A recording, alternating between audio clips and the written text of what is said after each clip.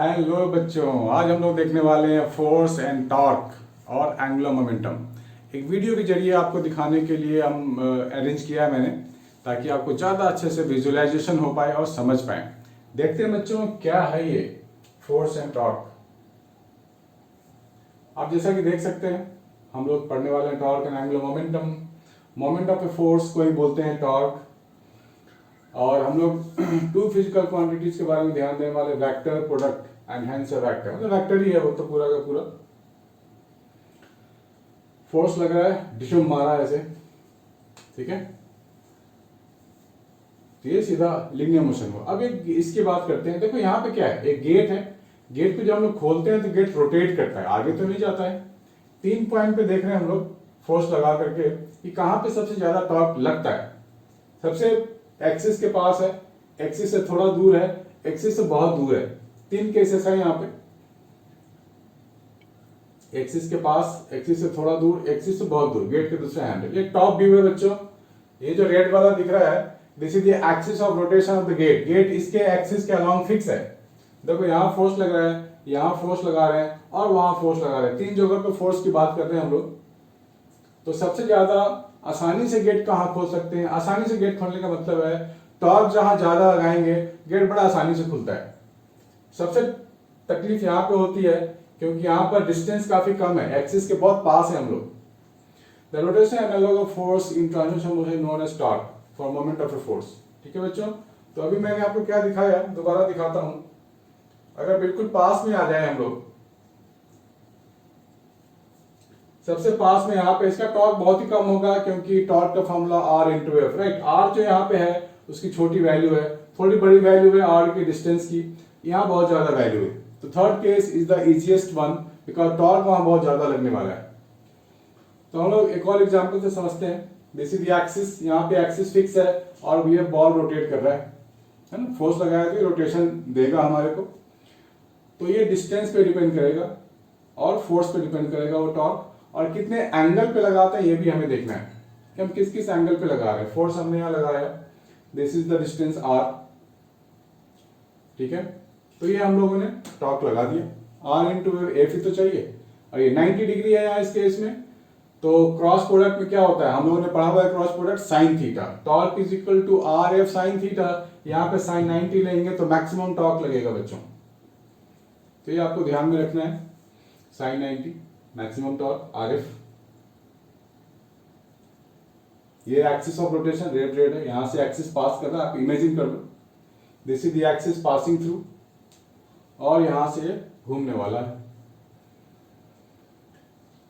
ठीक है। देखो इसके डायरेक्शन ऊपर दिखा रहा है ना, और राइट हैंड से आप पकड़ो और ऐसे डायरेक्शन दिखाओ टॉर्क का, आर क्रॉस एफ। तो ऐसे बेंड करते हैं हम लोग, right hand r cross F, है ना। एफ वेक्टर इधर जा रहा है, आर इधर जा रहा है, तो आर को बेंड करो एफ की तरफ। देखो आर की इधर, एफ इधर, आर ऐसे, तो उससे ऊपर एक्सिस विल बी ऊपर, आर एफ साइन थीटा। देखो यहाँ पे थीटा 90 नहीं, कुछ भी एंगल हो सकता है, थीटा पे डिपेंड करता है। थीटा 0 हो सकता है, 0 होगा तो 0 टॉर्क, 5, 10, 20 डिग्री, 40 डिग्री, 50 डिग्री से कुछ भी हो सकता है। इसके डायमेंशन भी हमारे को मालूम होने चाहिए, कभी कभी डायमेंशन भी आ जाता है हमारे पास पूछने को। तो एक्सिस है, जहां जहां रेड दिख रहा है वो एक्सिस पासिंग थ्रू है, ठीक है। तीन फैक्टर पे, आर एफ और थीटा पे डिपेंड करता है टॉर्क।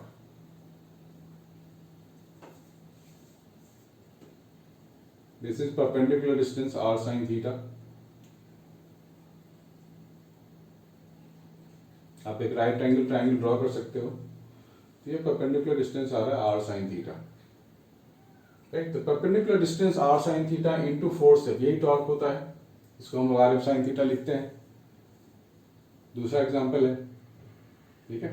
नट को हमारे को खोलना है कहीं पे, तो कैसे खोलते हैं? ऐसे खोलते हैं ना, आइदर क्लॉकवाइज और एंटी क्लॉकवाइज।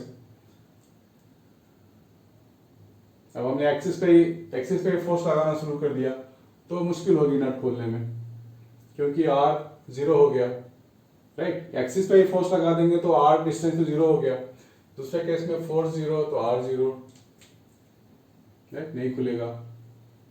अब तीसरे केस में देखो, दिस वन, ये हो गया r और ये हो गया f, इस डायरेक्शन में f और इधर r। तो टॉर्क होगा हमारा मैक्सिमम, क्योंकि थीटा में 90 डिग्री ले लिया है ना, थीटा 90 डिग्री ले लिया है। अब टॉर्क इस केस में मैक्सिमम होगा, बाकी सारे केसेस में 0 0। ठीक है बच्चों, इस चीज को हमें काफी अच्छे से समझना है, इजी है ना। फोर्स लगा, यहां भी फोर्स है, दिस इज द फोर्स और दिस इज r। ये हो गया RF sine theta, r cross f, r इधर जा रहा है ना, f इधर है, तो r क्रॉस f हमारी तरफ, आपकी तरफ। तो राइट हैंड जब भी वेक्टर के लिए निकालना हो a क्रॉस b, तो हमेशा राइट हैंड का इस्तेमाल करते हैं। ठीक है बच्चों, तो ये आपको समझाने के लिए था कि आपको एंगुलर मोमेंटम भी आगे आने वाला है, पहले इसको आप देख लो। A body is rotating in a circular manner, axis is passing like this। ठीक है, तो एक्सिस पे आपको ध्यान देना है और सेंस ऑफ रोटेशन पे आप ध्यान दो। ऐसे जाएगा तो थंब हमारा ऊपर जा रहा है, so this is the direction of angular momentum. अगर ऐसे आएगा तो थंब नीचे जाएगा, राइट। तो आपको इस वेक्टर से ही आपको सारी चीजें समझनी है, राइट हैंड से समझनी है इसके सारे डायरेक्शंस। तो इस पे हम लोग कुछ एग्जांपल करने वाले हैं, इस पे एक एग्जांपल भी करने वाले हैं बच्चों।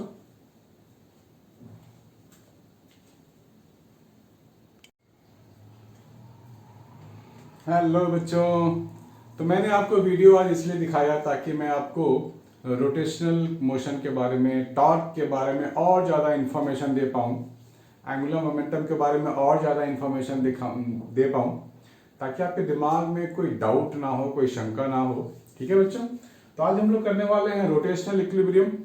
तो बेटे रोटेशनल इक्विलिब्रियम में हमारे को देखना है कि कोई बॉडी इक्विलिब्रियम में है तो कैसे है, और उस इक्विलिब्रियम में हम लोग क्या क्या इक्वेशंस लिख सकते हैं जो हमने अब तक सीखा है। बने रहो बच्चों, देखते रहो। मान लेते हैं हम लोगों के पास एक रॉड है, दिस इज अ रॉड, और हम लोगों ने एक सपोर्ट देके रखा हुआ है, दो सपोर्ट देके रखा हुआ है ऐसे। ठीक है, इस रॉड की जो मास है वो m है, मास m है और लेंथ टोटल l है, ऐसा। और ये कहीं रोटेट नहीं कर रहा, आपको दिख रहा है बच्चों साफ साफ? हाँ। And this rod is in equilibrium, इसके पास कोई मोशन नहीं है, किसी भी लीनियर बोलो, लीनियर मोशन भी नहीं है और एंगुलर मोशन भी नहीं है। तो हम लोग यहाँ पर क्या क्या इक्वेशन लिख सकते हैं, और ये जो फोर्स है इसके बारे में इंफॉर्मेशन ये है कि ये फोर्स F1 है, ये वाला फोर्स F2 है, और इसकी जो डिस्टेंस है इस एंड से वो x1 है, और इसकी जो डिस्टेंस है उस एंड से वो x2 है। ये x2 डिस्टेंस है, ये x1 डिस्टेंस है। तो हमारे को इक्वेशंस लिखनी है इक्विलिब्रियम के लिए, राइट। तो वेट ऑफ द बॉडी हमेशा कैसे दिखाएंगे, इसके ज्योमेट्रिकल सेंटर पे दिखा देंगे ऐसे, वेट mg, ये भी हो गया। तो ये इक्विलिब्रियम में आखिर है क्यों, ये हमें देखना पड़ेगा, ये इसमें मोशन क्यों नहीं हो रहा है। तो मोशन नहीं होने के लिए मुझे दो चीज पे ध्यान देना पड़ेगा। एक तो जरूर इसका फोर्स बैलेंस होगा, तभी तो मोशन नहीं हो रहा है। मतलब मान लो ये रॉड है, आप खींचोगे 2 न्यूटन से इधर, मैं खींचूंगा अपनी तरफ 2 न्यूटन से इधर, तो एक 2 न्यूटन इधर, एक 2 न्यूटन इधर, तो ये बॉडी कहीं जाएगा क्या? नहीं जाएगा, सीधी सी बात है। और अगर मैं एक फोर्स लगाऊं ऊपर, तो इसकी रोटेशन एबिलिटी ऐसे होगी, लेकिन आप भी इधर से फोर्स लगाओ सेम, तो इसकी रोटेशन एबिलिटी ऐसे होगी। यानी दोनों ही केस में अगर मैं एक ही बार में दो फोर्स लगा दें ऐसे 2 न्यूटन 3 न्यूटन ऊपर की तरफ, तो ये रोटेशन तो होगा ही नहीं, है ना। यानी कि टॉर्क भी बैलेंस है और फोर्स भी बैलेंस है, तो उसको बोलेंगे हम लोग इक्विलिब्रियम। इसमें कहीं कोई मोशन की बात ही नहीं होगी, मोशन की एबिलिटी बॉडी की होगी ही नहीं। तो मुझे दो इक्वेशन लिखने हैं, एक तो टॉर्क को बैलेंस करना है, दूसरा फोर्स को बैलेंस करना है। तो दोनों को बैलेंस कर देंगे, so no motion at all. तो total force upward is equal to total force downward. तो मैं क्या लिखूंगा, टोटल फोर्स अपवर्ड है F1 plus F2, this is equal to weight of the body. ठीक है, अब बात कर लेते हैं टॉर्क की, इसको नाम दे देते हैं इक्वेशन 1। अब हम लोग टॉर्क की बात कर लेते हैं।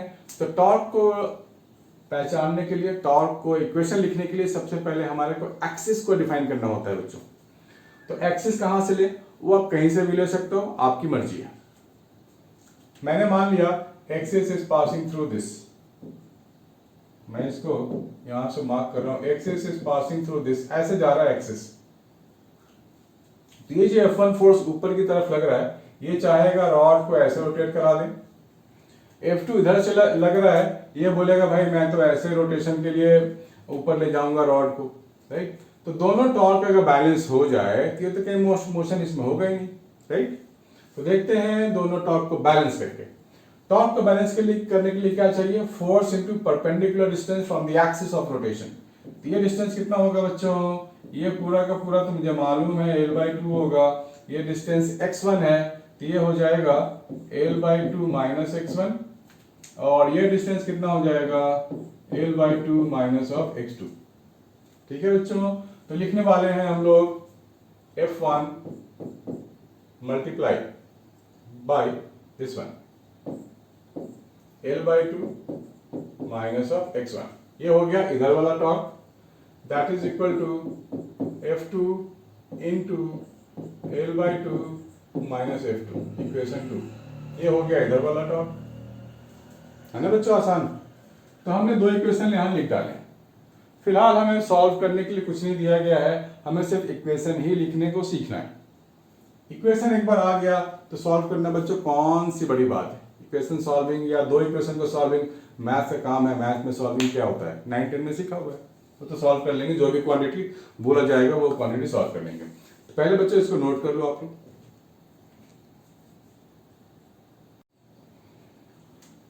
तो बच्चों एक क्वेश्चन करके देखते हैं इसके ऊपर। पहले आप लोग क्वेश्चन को अच्छे से रीड करो और कोशिश करो छोटा मोटा डायग्राम जैसा भी रफ डायग्राम ड्रॉ करने की। Study this.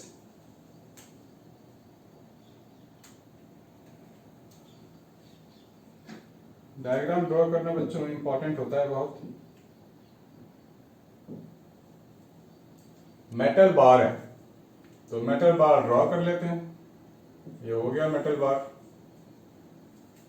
70 centimetre long, L is given 0.7 metre. Metre में काम करेंगे ज्यादा अच्छा होता है। Mass 4 kg, supported on 2 knife edges, 2 knife support किया गया है, 10 सेंटीमीटर फ्रॉम ईच एंड। ये 10 से यानी कि 0.1 मीटर हो गया ये, और ये भी हो गया 0.1 metre. 6 kg weight is suspended at 30 centimetre from one end, यानी कि 0.3 सेंटीमीटर पे यहाँ किसी वेट को टांग दिया गया ऐसे, right, 0.3 metre. Find the reactions at the knife edges. ठीक है बच्चों, पहले डायग्राम ड्रॉ कर लो। हमारे को क्या बोला गया, find the reactions at the knife edges. ये जो नाइफ एजेस है ये तो फोर्स लगा के रखेगा ना ऊपर, तो मान लेते हैं इसका फोर्स होगा R1 reaction, R2 reaction 2। Assume the bar to be uniform cross section and homogeneous। ये homogeneous है, कहीं भी मास कम ज्यादा नहीं है। आप मेरे डायग्राम में नहीं जाना, ये कहीं मोटा पतला लग रहा है बट ये है यूनिफॉर्म। ठीक है बच्चों, तो यहां पर इसका खुद का वेट होगा, खुद का वेट बोले तो 4g होगा, ये वाला होगा, बढ़िया। और टांगने वाला वेट 6 kg है, तो आप एक यहां भी दिखा सकते हो 6g वाला वेट। यहां टोटल 4 फोर्सेस हो गए। क्या करें बताओ, फाइंड द रिएक्शंस। यहां कोई मोशन की बात नहीं हो रही है, यहां लिखा भी नहीं है कि इक्विलिब्रियम में, राइट, वो आपको खुद लेना पड़ेगा। इसमें कुछ मोशन की बात होती तो कुछ और गिवन होता कि चलो मोशन है, लेकिन यहाँ कुछ भी गिवन नहीं है, यानी कि अब मेटल रॉड है वो रखा हुआ है, तो रखा हुआ है मींस इक्विलिब्रियम में है। यानी कि मुझे क्या क्या इक्वेशन लिखनी चाहिए, तो सबसे पहले लिखूंगा फोर्स का equation, total force upward is equal to total force downward. तो क्या आएगा मेरे पास, R1 plus R2, total force upward is equal to total force downward, 6g plus 4g, that means 10g, this one. चलो बढ़िया है। अब टॉर्क बैलेंस करना है मुझे, तो टॉर्क बैलेंस करने के लिए मुझे क्या करना होगा, टॉर्क बैलेंस करने के लिए इक्वेशन लिखने पड़ेंगे। तो सबसे पहले एक्सिस को चूज कर लेते हैं, किस एक्सिस के थ्रू पास कर रहा होगा, एक्सिस कहां पास कर रहा होगा वो हमें एज्यूम करना है। तो एज्यूम कर लेते हैं, कहां एज्यूम करें बताओ। एक्सिस आप कहीं भी एज्यूम कर सकते हो, चॉइस आपकी है। मैं पता क्या कर रहा हूं, मैं यहां से एक्सिस मान रहा हूं, axis passing through this R1 मान सकते हैं भैया, आप यहां मान लो या यहां मान लो या यहां मान लो, कहीं भी मान लो जहां से फोर्सेस पास करिए आपके ऊपर। तो क्या करें अब, 6G और 4G, ठीक है, दोनों नीचे लग रहा है, तो ये रॉड को ऐसे रोटेशन देना चाहेंगे इस वे में, ऐसा। अब R2 ऊपर लग रहा है, तो ये बोलेगा रॉड भैया कहां जा रहे हो, मेरे साथ चलो ऊपर, तो ये ऐसे रोटेशन देना चाहेगा। दोनों टॉर्क को इक्वल कर दें, यानी कि रॉड इक्विलिब्रियम पे रहेगा, है ना आसान। तो एक्सिस तो हमने दिखा दिया, अब हमें ये डिस्टेंस भी तो चाहिए। 6G के लिए डिस्टेंस कितना होगा, 0.3 माइनस 0.1 तो 0.2 हो जाएगा। और 4G के लिए वाला डिस्टेंस कितना होगा, परपेंडिकुलर डिस्टेंस तो लेना ही होता है। पूरा लेंथ हमारे पास 0 पॉइंट यहां से यहां तक कितना हो जाएगा 0.35, उसमें से माइनस कर दो 0.3, तो हमारे को ये डिस्टेंस चाहिए बच्चों, तो हमें 0.1 माइनस करना पड़ेगा, तो मुझे डिस्टेंस मिल जाएगा 0.25। बढ़िया। R2 की अगर बात करें तो यहां से यहां तक की डिस्टेंस चाहिए, this is the force and this is perpendicular distance, तो यहां से यहां तक का डिस्टेंस कितना होगा बच्चों, देखो यहां से यहां तक कितना होगा 0.1 है, ये भी 0.1 है, तो ये हो गया 0.5, राइट, 0.5 तो ये हो गया, इसमें से चलो यही चाहिए मुझे 0.5। बढ़िया, फैंटास्टिक। अब क्या करें, 6G इंटू 0.2 करते हैं, ये वाला torque 6G into 0.2 plus 4G into 0.25 plus 4G into 0.25 is equal to R2 into 0.5। बढ़िया, नोट कर लो बच्चों जल्दी से।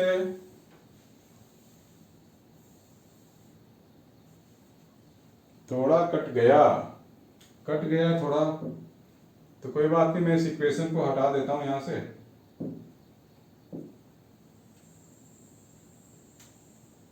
और यहां लिख देता हूं 6G into 0.2, 6G into 0.2 plus 4G into 0.25 is equal to R2 into 0.5। ये अब दिख रहा है, यस। बच्चों दो इक्वेशन दो वेरिएबल कोई भी सॉल्व कर लेगा यार, कुछ भी नहीं है इसमें। G को 10 ले लो तो ये हो जाएगा 6 इंटू 2 12, G को 10 ले लो तो 2.5 इंटू 4 ये हो जाएगा 10, डिवाइड बाई कर दो 0.5, तो यहां से R2 तो आ गया ना अचानक से, देखो कितनी आसानी से हो गया। इसलिए मैंने लिया था क्योंकि अननोन था, इसका वाला इक्वेशन लिखने से मैं बच जाऊंगा और एक अननोन थोड़ा कम हो जाएगा, तो एक ही बार में एक वैल्यू आ जाएगी। तो ये कितना हो गया 22 और 2 44 न्यूटन, R2 44 न्यूटन आ गया बच्चों। यहां मैं 44 लिख सकता हूं, 44 ही है ना, ठीक है। R2 44 है तो मैं लिखूंगा R1 प्लस 44, G की वैल्यू 10 तो ये हो जाएगा 100, सो R1 इज 56 न्यूटन। हो गया, कुछ भी तो नहीं था इसमें, बच्चों वाला था। Make a note.